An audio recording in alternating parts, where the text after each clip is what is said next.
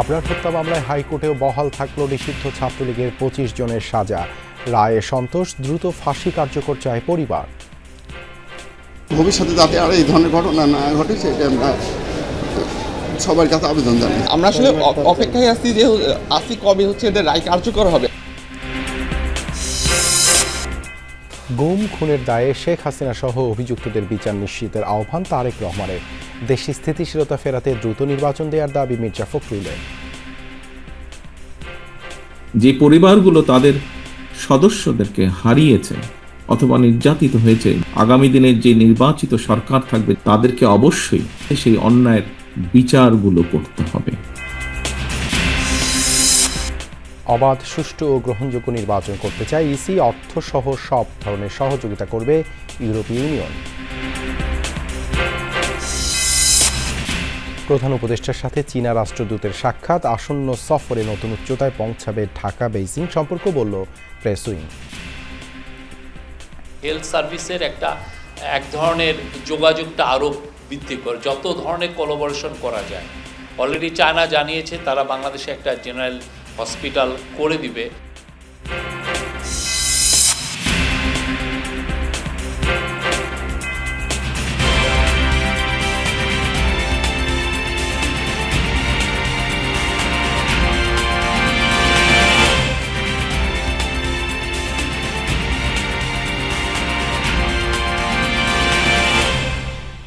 আমন্ত্রণ যমুনা নিউজে আপনাদের সঙ্গে আছে আমি দেবাশিস রঞ্জন সরকার। এতক্ষণ শিরোনাম দেখছিলেন। বুয়েট ছাত্র আবরার ফাহাদ হত্যা মামলায় ২০ জনের মৃত্যুদণ্ড ও ৫ জনের যাবজ্জীবন কারাদণ্ড বহাল রেখেছেন হাইকোর্ট। সকালে বিচারপতি এ.কে.এম. আসাদুজ্জামান ও বিচারপতি সৈয়দ এনায়েত হোসেনের সমন্বয়ে গঠিত হাইকোর্ট বেঞ্চ এই রায় দেন। এই রায়ে ন্যায় বিচার প্রতিষ্ঠার পথ প্রশস্ত হল বলে মনে করছেন রাষ্ট্রের প্রধান আইন কর্মকর্তা।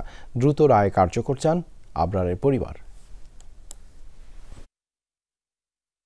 ২০১৯ সালের ৬ অক্টোবর বুয়েটের শেরেবাংলা হল থেকে উদ্ধার করা হয় তড়িৎ ও ইলেকট্রনিক প্রকৌশল বিভাগের ২য় বর্ষের শিক্ষার্থী আবরার ফাহাদের মরদেহ। সেই সময় সিসি ক্যামেরা ফুটেজে দেখা যায় প্রথমে হলের ২০১১ নম্বর এবং পরে ২০০৫ নম্বর রুমে নিয়ে নির্যাতনের পর টেনে হিচড়ে আবরারকে সিঁড়ির পাশে নিয়ে যায় ছাত্রলীগ কর্মীরা। ততক্ষণে নির্যাতনেই প্রাণ যায় আবরার ফাহাদের। এ ঘটনায় চকবাজার থানায় হত্যা মামলা দায়ের করেন আবরারের বাবা।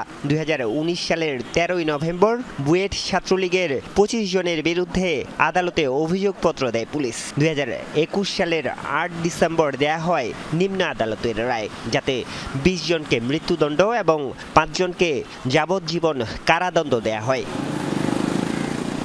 ২০২২ সালেই মামলাটির ডেথ রেফারেন্স হাইকোর্টে পৌঁছালেও শুনানির উদ্যোগ নেয়নি তৎকালীন সরকারের আইন কর্মকর্তারা। রাজনৈতিক পট পরিবর্তনের পর চলতি বছরের ১০ ফেব্রুয়ারি থেকে ২৮ ফেব্রুয়ারি পর্যন্ত টানা আপিল শুনানি শেষে রায়ের জন্য অপেক্ষমান ছিল এই মামলাটি। রোববার নিম্ন আদালতের রায় বহাল রাখেন হাইকোর্ট। ফ্যাসিজম যত শক্তিশালী হোক, মানুষের মনুষ্যত্ববোধ কখনো কখনো জেগে উঠলে সমস্ত ফ্যাসিজমকে দুমড়ে মুচড়ে ভেঙে দিতে পারে। এবং সাধারণ জনগণের এই যে প্রতিক্রিয়া ছিল, সেই প্রতিক্রিয়ার কারণেই আবরার ফাহাদের এই হত্যাকাণ্ডের বিচার নিশ্চিত হয়েছে। রায়ে সন্তুষ্টি প্রকাশ করে দ্রুত ফাঁসি কার্যকরের দাবি আবরারের বাবার। যে শিক্ষা প্রতিষ্ঠানে এই ধরনের র্যাগিং আছে সেটা তো অবশ্যই আমরা পরিবর্তন চাই, যাতে ছাত্ররা যাতে ভালোভাবে বসবাস করতে পারে, ভবিষ্যতে যাতে আর এই ধরনের ঘটনা না ঘটে সেটা আমরা সবার কাছে আবেদন জানাই। তবে গত ৬ আগস্ট এ মামলার মৃত্যুদণ্ডপ্রাপ্ত আসামি মুনতাসির আল জেমি গাজীপুরের হাই সিকিউরিটি কারাগার থেকে পালিয়ে যাওয়ায় ক্ষোভ জানান আবরারের ভাই। এই বিষয়টা আসলে সম্পূর্ণ আমাদের জন্য হতাশার, কারণ আমরা আসলে অপেক্ষায় আছি যে কবে এদের রায় কার্যকর হবে। আর সেখানে আমরা কাইন্ড অফ তার মধ্যে হঠাৎ করে জানতে পারতেছি একজনকে পালিয়ে চলে গেছে। এদিকে রায়ের ন্যায় বিচার পাননি বলে অভিযোগ আসামি পক্ষের আইনজীবীর। জানিয়েছেন সর্বোচ্চ আদালতে যাওয়ার কথা। যে ৪ জন সাক্ষ্যের ভিত্তিতে সাজা দেয়া হয়েছিল ট্রায়াল ট্রাইব্যুনালে, তাদের জবানবন্দিতে সেই বক্তব্যগুলো নেই। আবরার হত্যার ঘটনার পরপরই বিক্ষোভের মুখে 3 দিনের মধ্যেই গ্রেফতার করা হয় 22 জন আসামিকে। প্রথম থেকেই পলাতক ছিল 3 জন। এই 3 জন এবং জেল পলাতক জিমি সহ সবাই মৃত্যুদণ্ডপ্রাপ্ত আসামি। আরিফুর রহমান সবুজ, যমুনা নিউজ, ঢাকা। বুয়েট শিক্ষার্থী আবরার ফাহাদ হত্যা মামলার ডেথ রেফারেন্সের রায়ে সন্তোষ প্রকাশ করে দ্রুত কার্যকর ও পলাতক আসামিদের গ্রেপ্তারের দাবি জানিয়েছেন আবরার ফাহাদের মা রোকেয়া খাতুন। আদালতের রায় ঘোষণার পর কুষ্টিয়ার পিটিআই সড়কের বাসায় এসব কথা জানান তিনি। এ সময় বুয়েট সহ দেশের সকল বিশ্ববিদ্যালয়ে ছাত্র রাজনীতি নিষিদ্ধের দাবি জানান রোকেয়া খাতুন। আবরারের ছবি, শিক্ষা প্রতিষ্ঠানের সার্টিফিকেট সহ ব্যবহৃত জিনিসপত্র হাতে নিয়ে আবেগ আপ্লুত হয়ে পড়েন তিনি। রায় ঘোষণার পর সন্তোষ প্রকাশ করেছেন তাদের স্বজনরাও। বর্তমান প্রশাসনের যারা আছেন তাদের কাছে আমাদের দাবি এটাই, পূর্বের 3 জন এবং যে 6 আগস্টের 5 আগস্টের পরে যে পালাইছে তাদেরকে যেন দ্রুত সময়ের মধ্যে তাদের জন্য গ্রেপ্তার করা হয়। তারা যেখানেই থাক সেখান থেকে তাদেরকে যেন আইনের আওতায় এনে তাদের প্রতি যে রায় আছে ওইটা যেন কার্যকারী করা হয়। আমরা আমাদের পরিবারের পক্ষ থেকে পুরা পরিবার সন্তুষ্ট রায়ে, কিন্তু আমরা চাই যে এই রায়টা যত দ্রুত সম্ভব কার্যকর করা হোক। আমরা চাই এই বিচার ফাঁসি, যতগুলো ফাঁসি হয়েছে, যতগুলোর যাবজ্জীবন কারাদণ্ড হয়েছে, এটা দ্রুত কার্যকর করা হোক। গুম খুনের দায়ে শেখ হাসিনা সহ অভিযুক্তদের বিচার না হলে আবারও অন্যায়ের সুযোগ তৈরি হবে, এমন মন্তব্য করে বিএনপির ভারপ্রাপ্ত চেয়ারম্যান তারেক রহমান বলেন, বিএনপি ক্ষমতায় গেলে সব অন্যায় জুলুমের বিচার নিশ্চিত করা হবে। আলাদা অনুষ্ঠানে বিএনপি মহাসচিব দেশে স্থিতিশীলতা আনতে দ্রুত সময়ের মধ্যে প্রয়োজনীয় সংস্কার করে নির্বাচন দেওয়ার আহ্বান জানান।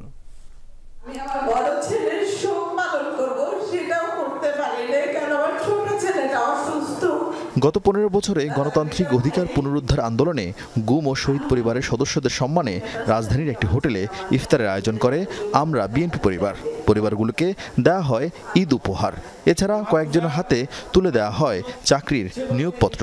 আয়োজনে উপস্থিত ছিলেন জুলাই অভ্যুত্থানে জীবন উৎসর্গ করা অনেকের পরিবার। আমার ছেলে বিনা চিকিৎসায় সে মনে করেন মৃত্যুবরণ করতে হয়েছে। যদি শহীদদের অবমাননা করা হয়, যদি আহতদের রক্তের প্রতি অবমাননা করা হয়, তাহলে এই দ্বিতীয় স্বাধীনতা কিন্তু আমরা ধরে রাখতে পারব না। জীবন উৎসর্গ করা বীরদের স্মরণ করে অনুষ্ঠানে বিএনপির ভারপ্রাপ্ত চেয়ারম্যান তারেক রহমান বলেন, যে দলই ক্ষমতায় আসুক গুম খুনের বিচার করতে হবে। আগামী দিন যারা দেশ পরিচালনার দায়িত্বে পাবেন, অবশ্যই একটি কর্মসূচি থাকতে হবে। যে পরিবারগুলো তাদের সদস্যদেরকে হারিয়েছে, যে কোনো মূল্যে সুষ্ঠুভাবে এই বিচার হতে হবে। অন্যায়ের সঠিক সুষ্ঠু বিচার যদি না হয়, হয়তোবা দেশে আবারও অন্যায় সংগঠিত হতে পারে। যে বিএনপি বাংলাদেশ জাতীয়তাবাদী দল, তাকে যদি বাংলাদেশের মানুষ আগামী দিনে সুযোগ দেয় দেশ পরিচালনার, তাহলে অবশ্যই যাদেরকে হত্যা করা হয়েছে সেই হত্যাগুলোরও বিচার অবশ্যই ইনশাআল্লাহ আমরা করব। এদিকে জাতীয় প্রেস ক্লাবে ঢাকা সাংবাদিক ইউনিয়ন ও ফেডারেল সাংবাদিক ইউনিয়নের একাংশের ইফতারে অংশ নেন বিএনপি মহাসচিব মির্জা ফখরুল ইসলাম আলমগীর। বলেন, বিএনপি সংস্কারের বিষয়ে প্রতিশ্রুতিবদ্ধ। ফ্যাসিস্ট শক্তিরা আবার মাথা চাল দিয়ে উঠতে শুরু করেছে ইতিমধ্যে, এবং তারা শুধু নয়, একই সঙ্গে আপনার যারা জঙ্গি মনোভাব নিয়ে থাকেন, যারা উগ্র মনোভাব নিয়ে থাকেন, তারাও কিন্তু একই সঙ্গে এই সুযোগগুলো নেওয়ার চেষ্টা করছে। যত দ্রুত জনগণের নির্বাচিত প্রতিনিধিরা পার্লামেন্টে আসবেন, যে বাকি সংস্কারগুলো রয়েছে যেটা অত্যন্ত প্রয়োজনীয় এবং যেটা করা প্রয়োজন, সেটা আমরা সবাই মিলে একসাথে করতে পারবো। জাতির আশা আকাঙ্ক্ষা পূরণের জন্য প্রয়োজনীয় সংস্কার কার্যক্রম শেষ করতে যতটুকু সময় প্রয়োজন, অহেতুক বিলম্ব না করে তার মধ্যে সংস্কার সম্পন্ন করে অবিলম্বে নির্বাচনের তারিখ এবং রোডম্যাপ ঘোষণা করা উচিত। ছাত্ররা অসহিংস হয়ে উঠছে উল্লেখ করে বিএনপি মহাসচিব বলেন, ভয়াবহ দানবীয় পরিবেশ থেকে উত্তরণে সকলকেই ধৈর্য ধরতে হবে। ইয়াং জেনারেশন, বিশেষ করে ছাত্ররা, তারা অসহিষ্ণু হয়ে উঠছে। আরিফিন শাকিল, যমুনা নিউজ, ঢাকা। আগামী নির্বাচনে অর্থ সহায়তা সহ আন্তর্জাতিক মানের ভোট করতে সব ধরনের সহযোগিতা করতে চায় ইউরোপীয় ইউনিয়ন। কী ধরনের সহায়তা প্রয়োজন নির্বাচন কমিশনের, সেটি সিইসির সাথে সাক্ষাতে জানতে চেয়েছে সংস্থাটি। প্রধান নির্বাচন কমিশনার বলেছেন, অবাধ, সুষ্ঠু ও গ্রহণযোগ্য নির্বাচন করতে চায় ইসি। প্রধান নির্বাচন কমিশনারের সাথে সাক্ষাৎ করেছেন ইউরোপীয় ইউনিয়নের রাষ্ট্রদূত মাইকেল মিলারের নেতৃত্বাধীন 5 সদস্যের প্রতিনিধি দল। ত্রয়োদশ সংসদ নির্বাচন ঘিরে কমিশনের প্রস্তুতি এবং ইইউ কিভাবে সহায়তা করতে পারে সে বিষয়ে আলোচনা করে প্রতিনিধি দলটি।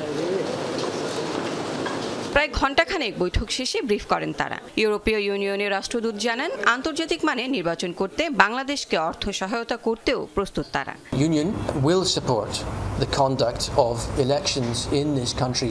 আন্তর্জাতিক মানের নির্বাচন করতে বাংলাদেশকে অর্থ, কারিগরি সহ সব ধরনের সহায়তা করতে চাই। শুধু নির্বাচন নয়, ইউরোপীয় ইউনিয়ন বাংলাদেশের সাথে সকল ক্ষেত্রে অংশীদারিত্ব আরও শক্তিশালী করতে চায়।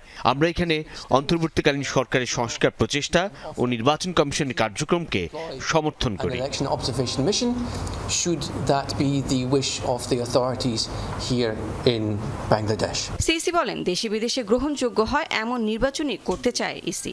আমাদের যে ইলেকশন এজেন্ট যারা থাকেন তাদের একটা ট্রেনিং এর একটা ব্যবস্থা করার জন্য, এটা তো আমাদের আওতার বাইরে। আমরা আমাদের লোকগুলোকে ট্রেনিং দিতে পারি। অতীতটা বলে যান, আপনারা বর্তমান নিয়ে থাকেন। আমরা ইনশাল্লাহ সবাই যাতে সঠিক দায়িত্বটা সঠিকভাবে পালন করতে পারে সেই এনভায়রনমেন্টটা আমরা ইনশাল্লাহ ক্রিয়েট করে দেব। এর আগে ইউএনডিপি সহ উন্নয়ন সহযোগীরাও বৈঠক করেছে নির্বাচন কমিশনের সাথে। নির্বাচনে কারিগরি সহায়তার আশ্বাস দিয়েছে ইউএনডিপি। আমরা তো কোনো কিছু লুকিয়ে ছাপিয়ে করতেছি না, আমরা যা করছি একদম ট্রান্সপারেন্ট ওয়েতে করছি। Lovely Bithi, Jamuna news, Dhaka. বাংলাদেশের সাথে সম্পর্ক নতুন উচ্চতায় নিতে চায় চীন। প্রধান উপদেষ্টা চীন সফরেও বিনিয়োগ সহ গুরুত্বপূর্ণ বিষয়ে বৈঠক ও সিদ্ধান্ত নেওয়া হবে, এমনটাই জানিয়েছেন প্রধান উপদেষ্টার প্রেস সেক্রেটারি শফিকুল আলম। চীনের হাসপাতাল চেইনগুলো বাংলাদেশে নিয়ে আসার বিষয়েও আশা তার। দুপুরে ফরেন সার্ভিস একাডেমিতে সংবাদ সম্মেলনে তিনি বলেন, ম্যানুফ্যাকচারিং বিপ্লব ঘটাতে চায় অন্তর্বর্তীকালীন সরকার। চীনের প্রেসিডেন্ট শি জিনপিংয়ের সাথে মিটিং হবে 28 মার্চ। এছাড়া পিকিং বিশ্ববিদ্যালয়ে ভাষণ দেবেন ডক্টর মোহাম্মদ ইউনূস। 26 মার্চ 4 দিনের চীন সফরে যাচ্ছেন প্রধান উপদেষ্টা ডক্টর মোহাম্মদ ইউনূস। সরকার প্রধান হিসাবে এটাই তার প্রথম কোনো রাষ্ট্রীয় সফর। এ নিয়ে সকালে প্রধান উপদেষ্টার সাথে দেখা করেছেন চীনের রাষ্ট্রদূত। সফরে বিভিন্ন বৈঠক ও বিষয় নিয়ে কথা বলেন তিনি। চাইনিজ কোম্পানিগুলো বাংলাদেশের লার্জেস্ট ইনভেস্টমেন্ট করেছে গত 7 মাসে। পরে সংবাদ সম্মেলনে প্রধান উপদেষ্টার প্রেস সেক্রেটারি শফিকুল আলম বলেন, এটি গুরুত্বপূর্ণ সফর যা বাংলাদেশের জন্য সুফল বয়ে আনবে। আমরা চাচ্ছি এই ভিজিটটার মাধ্যমে বাংলাদেশ চায়নার যে সম্পর্ক এটা একটা নতুন উচ্চতায় যাবে। তিনি বলেন, চীন সরকারের পাশাপাশি এশিয়ার বড় বড় কোম্পানির প্রধানদের সাথেও বৈঠকের কথা রয়েছে। এই সফরের মধ্য দিয়ে বাংলাদেশের মাটিতে চীনের বড় বড় প্রতিষ্ঠানগুলোর অফিস হবে বলে আশা করেন তিনি।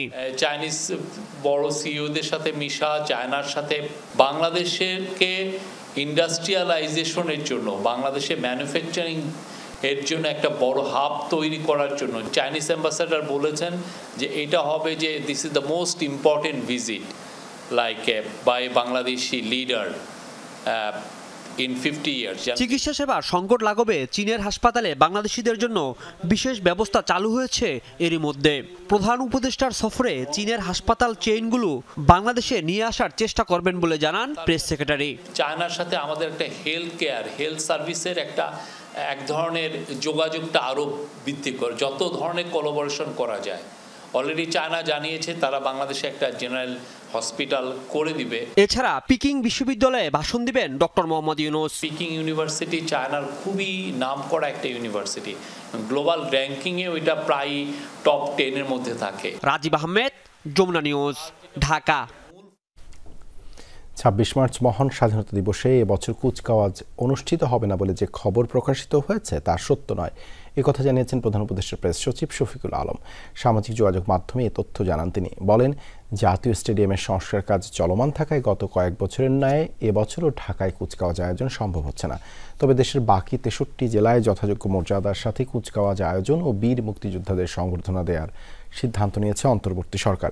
এ বিষয়ে প্রয়োজনীয় পদক্ষেপ গ্রহণ করতে সকল জেলা প্রশাসককে নির্দেশনা দেওয়া হয়েছে। এর আগে স্বাধীনতা দিবসের কুচকাওয়াজ হবে না বলে জানিয়েছিলেন স্বরাষ্ট্র মন্ত্রণালয়ের সিনিয়র সচিব নাসিমুল গনি। সচিবালয়ে মহান স্বাধীনতা দিবস ও আসন্ন ঈদে আইনশৃঙ্খলা পরিস্থিতি নিয়ে সভা শেষে একথা বলেন তিনি।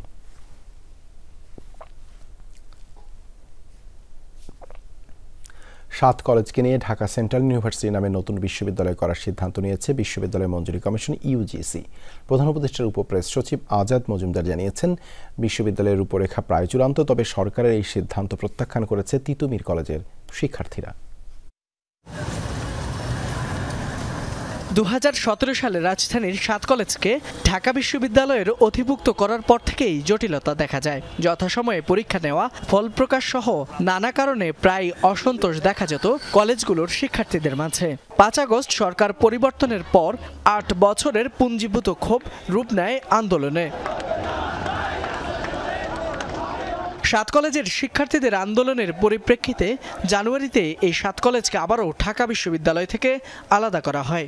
এরপর এই 7টি বড় কলেজের জন্য পৃথক বিশ্ববিদ্যালয় করার উদ্যোগ নেয় সরকার। এজন্য বিশ্ববিদ্যালয় মঞ্জুরি কমিশনের চেয়ারম্যান অধ্যাপক SM A ফয়েজের নেতৃত্বে কমিটি করে শিক্ষা মন্ত্রণালয়।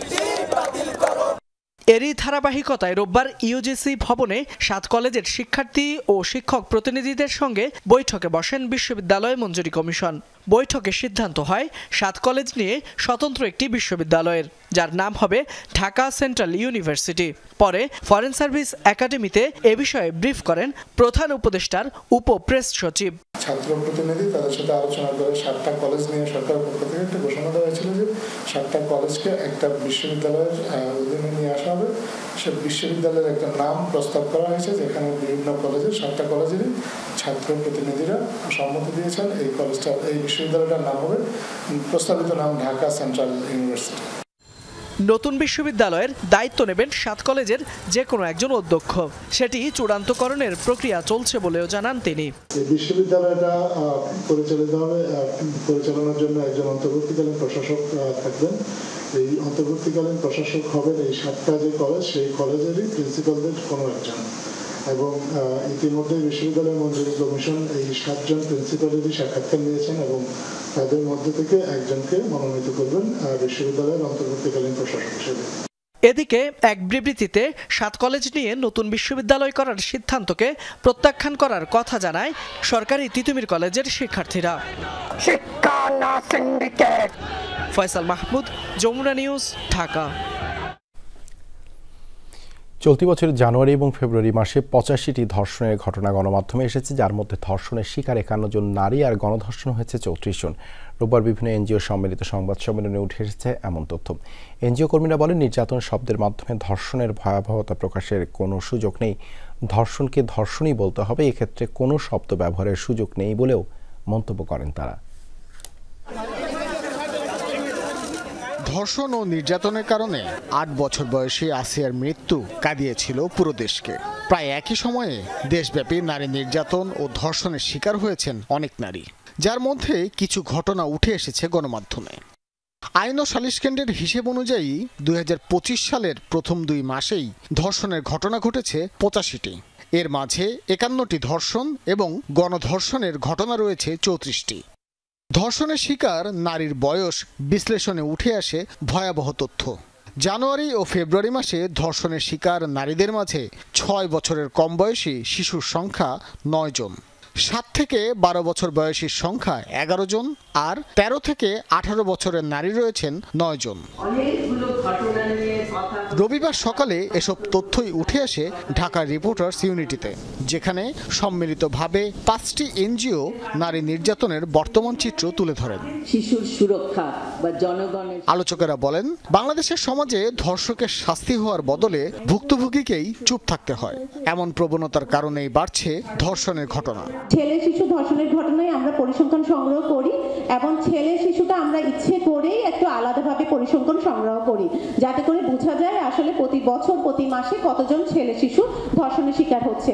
আপনারা জানেন আমাদের দেশের আইনি কাঠামোতে এখনো ছেলে শিশু ধর্ষণের ঘটনা সেভাবে স্বীকৃত না।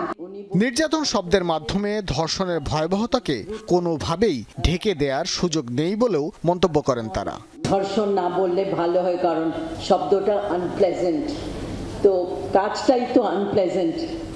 শব্দটা আনপ্লেজেন্ট কি তা আমরা খুবই অবাক হয়েছে এটা শুনে। কিন্তু আমরা যদি ধর্ষণ না বলি, তাহলে সেখানে যে একটা যৌন নির্যাতন নিপীড়নের বিষয় আছে সেটা কিন্তু ডাইলিউট হয়ে যাবে এবং আমরা এটা একদমই আমরা মানে কি বলবো, মানতে পারছি না এবং এটা আমরা চাই না যে এটা বাদ দেওয়া হোক।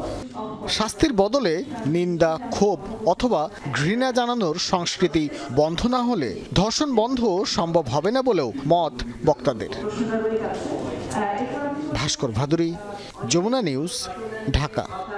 রাজনীতিতে ভিন্ন মত থাকবে, তবে দেশের সার্বভৌমত্বের প্রশ্নে মতবিরোধ না রাখার আহ্বান জানিয়েছেন জামায়াতে ইসলামীর আমির ডক্টর শফিকুর রহমান। তিনি বলেন, ভিন্ন মত গণতন্ত্রের সৌন্দর্য, এই সৌন্দর্য ধারণ করে দেশকে এগিয়ে নেওয়ার আহ্বান জানান তিনি।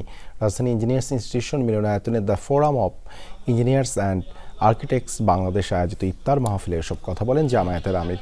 হাইকোর্টে বুয়েট শিক্ষার্থী আবরার ফাহাদ হত্যাকাণ্ডের ডেথ রেফারেন্সের প্রত্যাশিত রায় হওয়ায় সন্তোষ প্রকাশ করেন তিনি।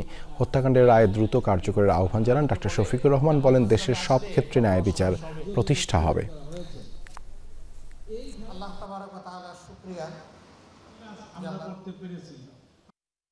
রাজনীতিতে ভিন্ন মত থাকা এটা সৌন্দর্য।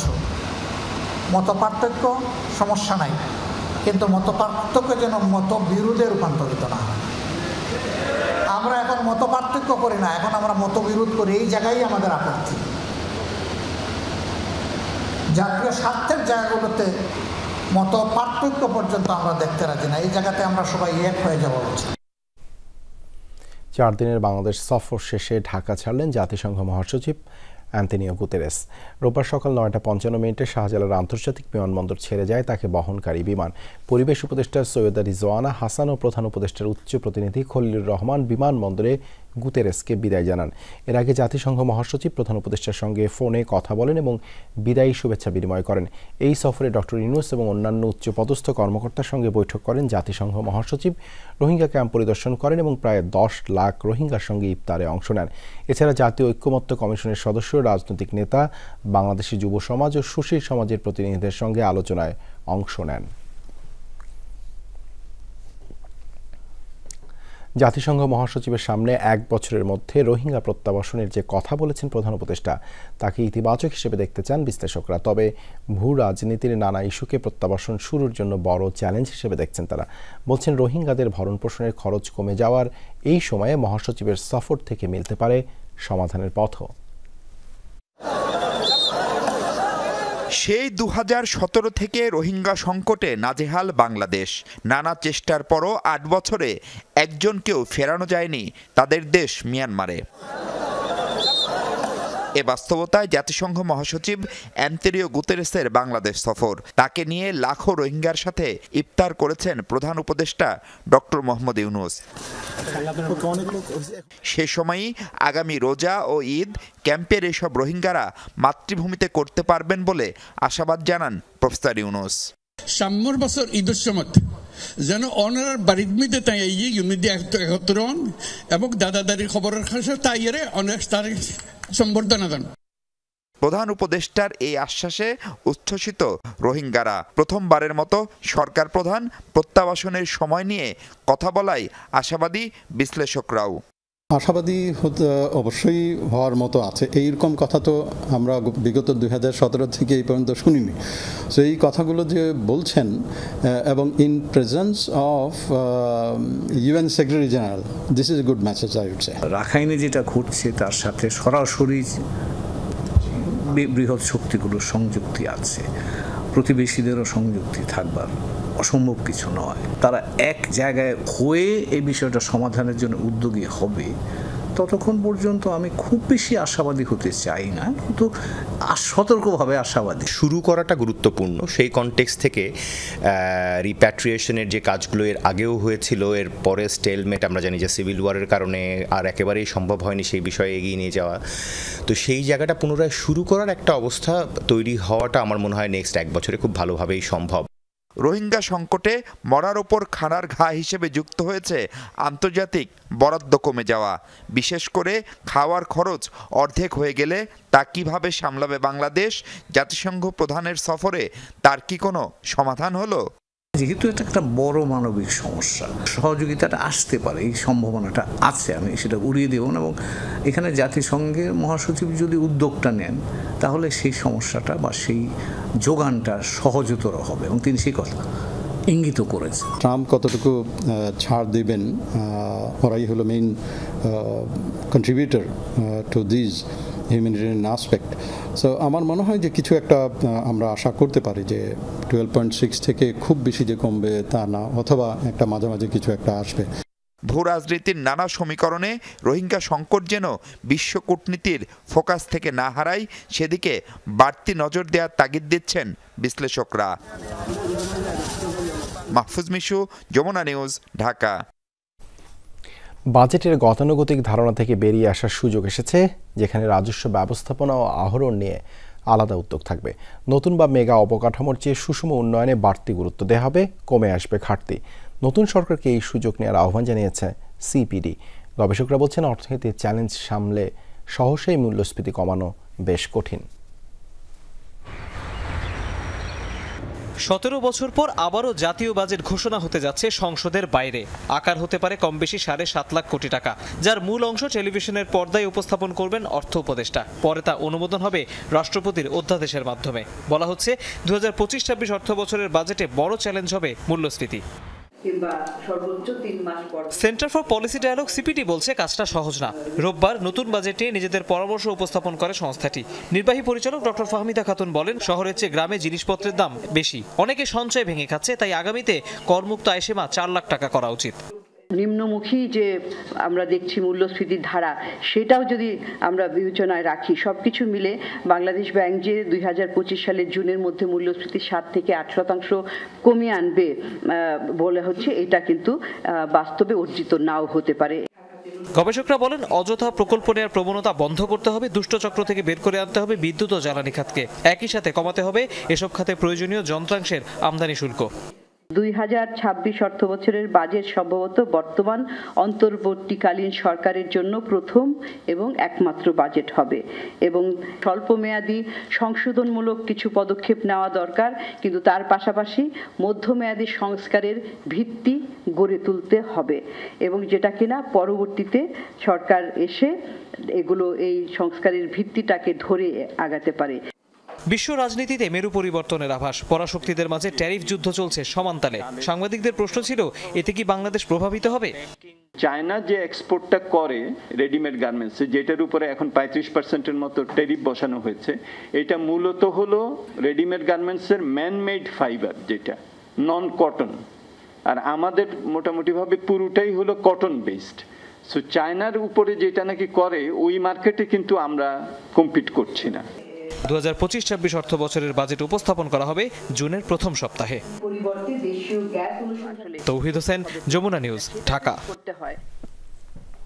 হবিগঞ্জ মেডিকেল কলেজ বন্ধের সিদ্ধান্তের প্রতিবাদে মশাল মিছিল করেছে সরকারি বৃন্দাবন কলেজ ছাত্রদল। শহরের শায়েস্তানগর এলাকা থেকে মিছিলটি বেরিয়ে বিভিন্ন সড়ক প্রদক্ষিণ করে চৌধুরী বাজার এলাকায় গিয়ে শেষ হয়। এ সময় বক্তারা বলেন, হবিগঞ্জের 30 লাখ মানুষের স্বাস্থ্যসেবা নিয়ে ছিনিমিনি খেলার চেষ্টা করছে মন্ত্রণালয়। অবিলম্বে হবিগঞ্জ মেডিকেল কলেজ বন্ধের সিদ্ধান্ত বাতিলের দাবি জানান তারা। এদিকে নওগাঁয় মেডিকেল কলেজ বন্ধের সিদ্ধান্তের প্রতিবাদে মানববন্ধন কর্মসূচি পালিত হয়েছে। শহরের মুক্তির মোড়ে সামাজিক সংগঠন নওজোয়ান বন্ধু সভার ব্যানারে প্রতিবাদ ও মানববন্ধনে বিভিন্ন শ্রেণী পেশার মানুষ অংশ নেয়। বক্তারা বলেন, মেডিকেল কলেজ বন্ধের সিদ্ধান্ত জনস্বার্থ বিরোধী। কলেজটি বন্ধ না করে দ্রুত অবকাঠামো উন্নয়নের উদ্যোগ নেয়ার দাবি জানান বক্তারা। কুমিল্লায় ভুল চিকিৎসায় এক যুবকের মৃত্যুর অভিযোগে হাসপাতালে ভাঙচুর চালিয়েছেন নিহতের স্বজনরা। রোববার রাতে নগরীর ট্রমা হাসপাতালে চিকিৎসাধীন অবস্থায় ইমরান হোসেন নামে এক যুবকের মৃত্যু হয়। সে দীর্ঘদিন ধরেই শ্বাসকষ্টজনিত সমস্যায় ভুগছিল। স্বজনরা জানান, ডাক্তারের পরামর্শে শুক্রবার সার্জারির জন্য অপারেশন থিয়েটারে নেওয়া হয় ইমরানকে। অবস্থার অবনতি হলে ইন্টেন্সিভ কেয়ার ইউনিটে স্থানান্তর করা হয় রোগীকে। রোববার বিকেল থেকে তার কোনো সাড়া শব্দ না পাওয়ায় ইমরান মারা গেছে বলে দাবি করে স্বজনরা। তবে হাসপাতাল কর্তৃপক্ষ রোগীকে লাইফ সাপোর্টে নেওয়ার কথা বলে। এক পর্যায়ে হাসপাতালে ভাঙচুর চালায় বিক্ষুব্ধ স্বজনরা। খবর পেয়ে ঘটনাস্থলে গিয়ে পরিস্থিতি নিয়ন্ত্রণে আনে আইনশৃঙ্খলা বাহিনীর সদস্যরা। আমি সকাল 8টা গেছিল, ছেলে আমার সাথে কথা বলছে। আসার পর থেকে 2টার পর থেকে আমার ছেলে তারা নিজে ভুল চিকিৎসা দিয়ে মারা গেছে। ডাক্তার কইছে পরে আমরা মোবাইলে দেয় মার দিছে না, তারা ভুল চিকিৎসার কারণে মারছে। নরসিংদীতে 2 অস্ত্র ব্যবসায়ীকে গ্রেপ্তার করেছে পুলিশ। উদ্ধার করা হয়েছে 2টি পিস্তল ও 2 রাউন্ড গুলি।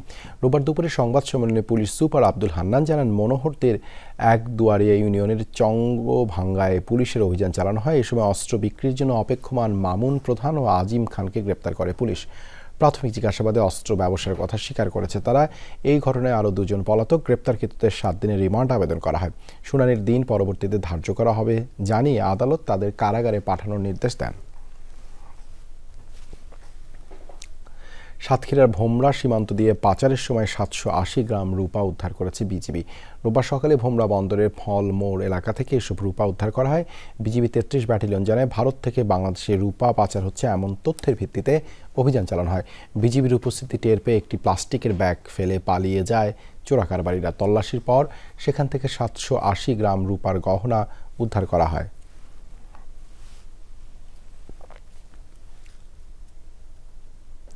নির্বাচন কমিশন প্রস্তুত থাকলেও নির্বাচন নিয়ে সময় ক্ষেপণ করা হচ্ছে এমন মন্তব্য করেছেন বিএনপি নির্বাহী কমিটির সদস্য রুহুল কুদ্দুস তালুকদার দুলু।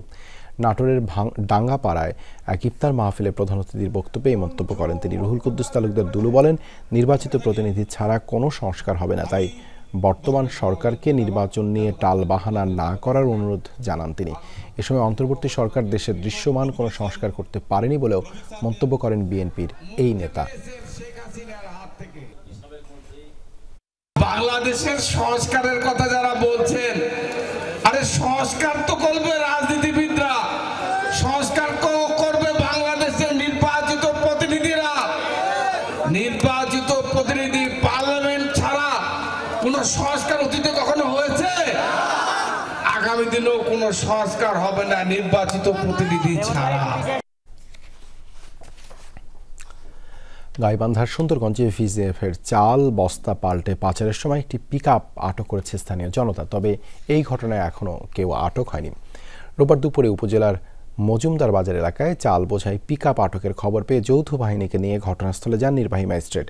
এ সময় চাল ভর্তি পিকআপটি জব্দ করে হেফাজতে নেয় পুলিশ। স্থানীয়রা জানায়, ধুবনি কঞ্চিবাড়ি উচ্চ বিদ্যালয়ের পাশে ব্যবসায়ী সুক্কো মিয়া ও মোস্তা মিয়ার গোডাউন থেকে চালের বস্তাগুলো পিকআপে লোড করা হচ্ছিল। পিকআপ চালক জানায়, চালগুলো লেঙ্গা বাজারে এক ব্যবসায়ীর গোডাউনে নেওয়া হচ্ছিল। তারেক রহমানের পক্ষে নারায়ণগঞ্জের সোনারগাঁয়ে নিম্ন আয়ের মানুষের মধ্যে খাদ্য সামগ্রী বিতরণ করেছে বিএনপি নেতাকর্মীরা। উপজেলার চ্যাঙ্গাকান্দি এলাকায় প্রায় 2000 পরিবারের মধ্যে এসব খাদ্যদ্রব্য বিতরণ করা হয়।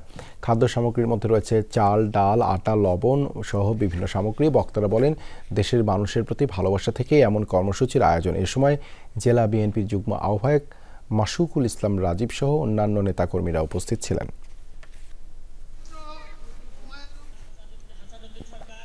এদিকে খালেদা জিয়ার সুস্থতা কামনায় গণ ইফতার ও দোয়া অনুষ্ঠিত হয়েছে গাজীপুর মহানগর টঙ্গী পশ্চিম থানা বিএনপি নেতাকর্মীদের আয়োজনে। পাইলট স্কুল মাঠে এই আয়োজনে অংশ নেন গাজীপুর 2 আসনের সাবেক সংসদ সদস্য বীর মুক্তিযোদ্ধা হাসান উদ্দিন সরকার এবং মহানগর বিএনপি যুগ্ম আহ্বায়ক রাকিব উদ্দিন সরকার, পাপ্পু সহ নেতাকর্মীরা। এছাড়া খালেদা জিয়ার রোগ মুক্তি ও কামনায় ইফতার ও দোয়া মাহফিল করেছে গাজীপুর মহানগরীর বাসন থানা বিএনপি নেতাকর্মীরা। মহানগরীর চান্দানা স্কুল অ্যান্ড কলেজ মাঠে আয়োজন করা হয়। প্রধান অতিথি ছিলেন মহানগর বিএনপির সভাপতি শওকত হোসেন সরকার।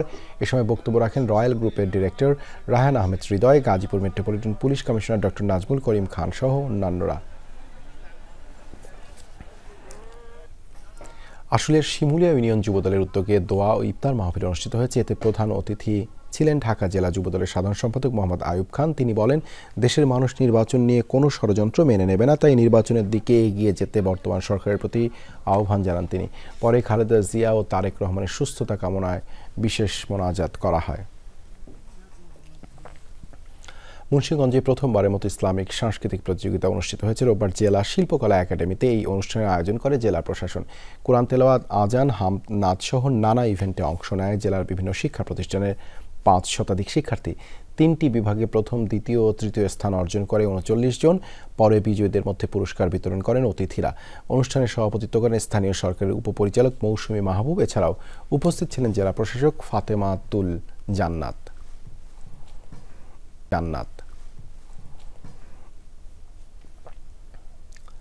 চট্টগ্রামের বোয়ালখালীতে অনুষ্ঠিত হয়েছে চণ্ডী তীর্থ মেথস আশ্রমের নতুন কমিটির পরিচিতি সভা। এ উপলক্ষে করলডেঙ্গায় আশ্রম প্রাঙ্গণে চলে দোল পূর্ণিমার ধর্মীয় আচার আয়োজন ও আলোচনা সভা। আসন্ন বাসন্তী পূজা পালনে প্রস্তুতি গ্রহণ এবং মন্দিরের উন্নয়নে গৃহীত সিদ্ধান্তের কথা জানান বক্তারা। সভায় আশ্রমের অধ্যক্ষ বুলবুল আনন্দ মহারাজ এবং নবগঠিত পরিচালনা কমিটির সভাপতি, কার্যকরী সম্পাদক সহ আরও অনেকে উপস্থিত ছিলেন। বিদেশে থাকা বাংলাদেশিদের ভোটাধিকার নিশ্চিতে নির্বাচন কমিশনের উদ্যোগকে ইতিবাচক হিসেবে দেখছেন প্রবাসীরা। প্রক্সি ভোট সহ 3 পদ্ধতিতে সময়োপযোগী সিদ্ধান্ত বলে দাবি করছেন তারা। তবে ভোটের এই প্রক্রিয়া জটিল না করার অনুরোধ জানিয়েছেন তারা। পাশাপাশি নির্বাচনের আগে সংস্কার কাজকেও গুরুত্বপূর্ণ মনে করছেন রেমিটেন্স যোদ্ধারা। বছরের পর বছর ধরে দেশে নির্বাচনী আমেজে সামিল হতে পারেন না প্রায় অর্ধকোটি প্রবাসী বাংলাদেশি। পোস্টাল ব্যালট চালু থাকলেও সেটির জটিল প্রক্রিয়া নিয়ে বরাবরই আক্ষেপ ছিল তাদের। বিশাল এই জনসংখ্যার ভোটাধিকার নিশ্চিতে এবার প্রক্সি ভোট সহ 3 পদ্ধতি নিয়ে কাজ করার কথা জানিয়েছে নির্বাচন কমিশন, যেটিকে স্বাগত জানিয়েছেন প্রবাসীরা। প্রবাসীদেরকে ভোটাধিকার দেওয়া এটা খুবই একটা সমযোজী সিদ্ধান্ত সরকারের জন্য, সরকারকে ধন্যবাদ জানাচ্ছি। আমাদের দীর্ঘদিনের দাবি ছিল যে প্রবাসীদেরকে ভোটের ব্যবস্থা করার, ওনারা এই ব্যবস্থাটা করে দিয়েছেন। কিন্তু প্রবাসীদের ভোট দেওয়ার প্রক্রিয়াকে সহজ সরল রাখার অনুরোধ জানিয়েছেন রেমিটেন্স যোদ্ধারা। আমরা চাই সহজ সরলভাবে যেন সবাই ভোটের অধিকার পায় এবং ভোট দিতে পারে। যদি কোনো নির্বাচিত সরকার আসে যেন সেটা কন্টিনিউ করে যায় এবং আমরা যেন প্রবাসীরা এখান থেকে বাংলাদেশে অনেকে যেতে পারে না, যেন এখানে সবাই তাদের ভোটটা প্রয়োগ করতে পারে। পাশাপাশি দ্রুততম সময়ে ভোটের সুষ্ঠু ও নিরপেক্ষ পরিবেশ নিশ্চিত করে নির্বাচনের দাবি জানিয়েছেন প্রবাসীরা। তবে তার আগে প্রয়োজনীয় সংস্কার কাজ সারার তাগিদ তাদের। বর্তমানে বাংলাদেশ যে সিচুয়েশন দাঁড়াচ্ছে, এক্ষেত্রে সংস্কারটা আগে ইম্পর্টেন্ট। সংস্কার বাংলাদেশের জন্য অতি প্রয়োজনীয় একটা জিনিস। বাংলাদেশে সংস্কার ছাড়া কোনো নির্বাচন হবে না। সংস্কার ছাড়া যদি আমরা কোনো নির্বাচন করতে চাই তাহলে অতীতের মতন আবারই হয়ে যাবে। এছাড়াও আইন শৃঙ্খলা পরিবেশের উন্নতিকেও প্রাধান্য দিচ্ছেন প্রবাসীরা। বলছেন নির্বাচিত সরকারের মাধ্যমেই স্বাভাবিক করা যেতে পারে পরিস্থিতি। আইন শৃঙ্খলা পরিস্থিতি উন্নতি করে একটা গণতান্ত্রিক পর্যায়ে প্রক্রিয়ার মাধ্যমে নির্বাচনের পরিবেশ সৃষ্টি করে একটা নতুন সরকার গঠন করা। অনিক রহমান, যমুনা নিউজ। ফ্রান্সে হিপস প্রতিযোগিতায় প্রথম ও দ্বিতীয় হয়েছে বাংলাদেশি বংশোদ্ভূত 2 শিশু ইমাদ খান ও রাইয়ান ফারুক। তারা বাংলাদেশ কমিউনিটি মসজিদ ও ইসলামিক সেন্টারের শিক্ষার্থী। ফ্রান্সের রাজধানী প্যারিসে কোরআন মুখস্থ করাকে শৈল্পিক রূপে নিয়ে যাওয়ায় এই প্রতিযোগিতা আয়োজন করে মাসি মসজিদ কর্তৃপক্ষ। রমজান উপলক্ষে এই আয়োজনে অংশ নেয় দেশটির বিভিন্ন ইসলামিক শিক্ষা প্রতিষ্ঠানের 190 শিশু প্রতিযোগী। রমজান মাসে কোরআন চর্চার গুরুত্ব তুলে ধরে বক্তব্য রাখেন আয়োজকরা। কোরআন না পড়াকে মুসলিমদের পিছিয়ে থাকার কারণ বলে উল্লেখ করেন তারা। প্রতিযোগিতা শেষে বিজয়ীদের অর্থ পুরস্কার সহ নানা ধরনের উপহার সামগ্রী তুলে দেন আয়োজক কমিটির নেতৃবৃন্দ।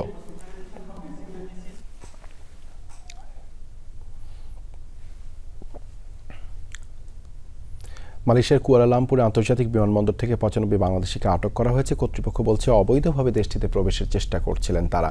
শুক্রবার এক বিবৃতিতে এই তথ্য জানিয়েছেন দেশটির সীমান্ত নিয়ন্ত্রণ ও সুরক্ষা সংস্থা। নিয়মিত তল্লাশি চলাকালে বাংলাদেশ সহ বিভিন্ন দেশের মোট 139 জন বিদেশির কাগজপত্র জব্দ করে কর্মকর্তারা। যাচাই বাছাইয়ের পর 95 জন বাংলাদেশের পাসপোর্ট জব্দ করে তারা। ধারণা পর্যটন ভিসা নিয়ে কাজের উদ্দেশ্যে মালয়েশিয়ায় প্রবেশের চেষ্টা করছিল ওই বাংলাদেশিরা। পরে তদন্তের স্বার্থে আটকদের বিমানবন্দরের পর্যবেক্ষণ ইউনিটে নিয়ে যাওয়া হয়।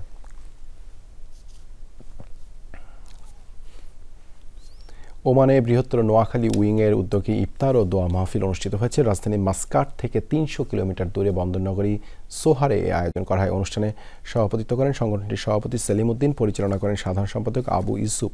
এই আয়োজনের প্রধান অতিথি হিসেবে বক্তব্য রাখেন বাংলাদেশ সোশ্যাল ক্লাব ওমানের সহসভাপতি আজিমুল হক বাবুল। গেস্ট অব অনার হিসেবে বক্তব্য রাখেন ক্লাবের প্রধান পৃষ্ঠপোষক গালফ এক্সচেঞ্জের সিইও ইফতেখারুর হাসান চৌধুরী। এছাড়া উপস্থিত ছিলেন সোহারে বসবাসরত নোয়াখালী উইংয়ের সদস্য ও কর্মকর্তারা। প্রথমবারের মতো বন্দরনগরীর মনোরম পরিবেশে এমন আয়োজনে খুশি প্রবাসীরা। এই উইংসটা দেওয়ার মুখ্য উদ্দেশ্য ছিল সারা বাংলাদেশকে আমরা উইংসের মাধ্যমে কমিউনিকেট করে আমরা আমাদের শাখা প্রশাখা ওমানের সর্বত্র আমরা ছড়িয়ে দেওয়া। বাংলাদেশের সম্মান রক্ষার্থে আমরা ওমানের সকল আইন কানুন মেনে চলব এবং আমাদের ভ্রাতৃপ্রতিম যে বন্ধুত্বপূর্ণ সম্পর্ক সোশ্যাল ক্লাবের শহরে বসবাসরত বাংলাদেশি কমিউনিটির বিশেষ করে বৃহত্তর নোয়াখালী অঞ্চলের আমাদের প্রিয় ভাইদের একত্রিত করার জন্য এই আয়োজন। গ্লোবাল জালালাবাদ অ্যাসোসিয়েশনের স্পেনের উদ্যোগে ইফতার মাহফিল অনুষ্ঠিত হয়েছে। পবিত্র রমজানে এই আয়োজনে অংশ নেয় প্রবাসী বাংলাদেশি মুসল্লিরা। স্পেনের বার্সেলোনায় শাহজালাল জামে মসজিদে এই আয়োজন করা হয়। অনুষ্ঠানটির সার্বিক তত্ত্বাবধানে ছিলেন সংগঠনটির সভাপতি আমিন আলী রফিক ও সাধারণ সম্পাদক সাব্বির আহমেদ। ইফতার মাহফিলে লুৎফর রহমান সুমন, শিপলু আহমেদ নিয়াজি, জসিম উদ্দিন, আফতাব নজরুল ইসলাম, রফিক উদ্দিন, সেলিম আহমদ লালন সহ আরও অনেক প্রবাসী বাংলাদেশি উপস্থিত ছিলেন। ধর্মীয় ভাব গাম্ভীর্যপূর্ণ এই আয়োজনে রমজান মাসের গুরুত্ব নিয়ে আলোচনা করেন বক্তারা। সংগঠনটির এই উদ্যোগের প্রশংসা করেন অতিথিরা। পাশাপাশি ভবিষ্যতে আরও বড় পরিসরে এমন আয়োজনের আহ্বান জানান তারা। কুষ্টিয়ায় বৈষম্য বিরোধী ছাত্র আন্দোলন এবং নাগরিক পার্টির নেতাকর্মীদের উপর হামলার অভিযোগ উঠেছে পদবঞ্চিতদের বিরুদ্ধে। কুষ্টিয়া সরকারি কলেজ মাঠের সামনে এই ঘটনা ঘটে। এতে আহত অবস্থায় 11 জনকে উদ্ধার করে কুষ্টিয়া জেনারেল হাসপাতালে ভর্তি করা হয়। আহতরা জানায় শহরের কাটায় খানা মোড় থেকে একটি মিছিল নিয়ে আগেই সরকারি কলেজ মাঠে অবস্থান নেয় পদবঞ্চিতরা। এ সময় বৈষম্য বিরোধী ছাত্র আন্দোলনের 4-5 জনকে মারধর করতে থাকে তারা। পরবর্তীতে অন্যরা এগিয়ে গিয়ে পাল্টা ধাওয়া দিলে পালিয়ে যায় পদবঞ্চিতরা।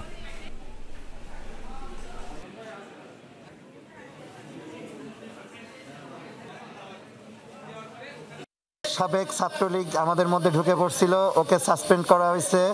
মোখলেসুর রহমান আকাশ নামে একজন, সাথে মুবাশির বা এরকম আরো কয়েকজন নাম আছে। ওরা এটা নিউজ নেয়ার পরে ওরা দলীয় শৃঙ্খলা ভঙ্গ করছে। ভুল বোঝাবুঝির প্রেক্ষিতে একটা উত্তেজনা বিরাজ করছিল। আমরা সেখানে সবাই এসেছি এবং দুই পক্ষের মাঝে কথা বলে এটা সমাধানের চেষ্টা করছি।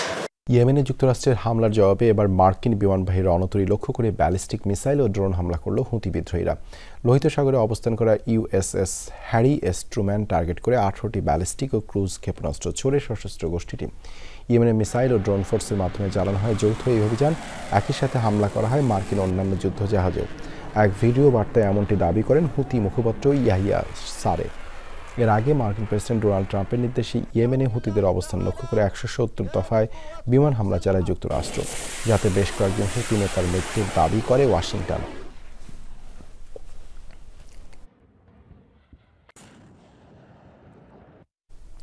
আবারও বোমা হামলায় কাঁপল পাকিস্তান। রোববার বেলুচিস্তানের নস্কি জেলায় আধা সামরিক বাহিনীর একটি গাড়ি বহরে আত্মঘাতী বোমা হামলা চালায় বিচ্ছিন্নতাবাদীরা। এই ঘটনায় প্রাণ হারিয়েছেন 3 সেনা সহ 2 পাকিস্তানি নাগরিক।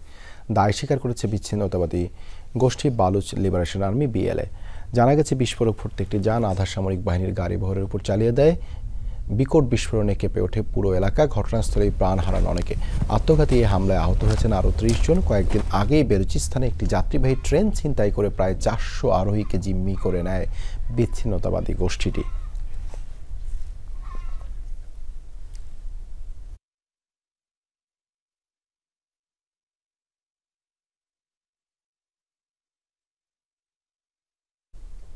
এই ছিল যমুনা নিউজে। এতক্ষণ সাথে থাকার জন্য ধন্যবাদ সবাইকে।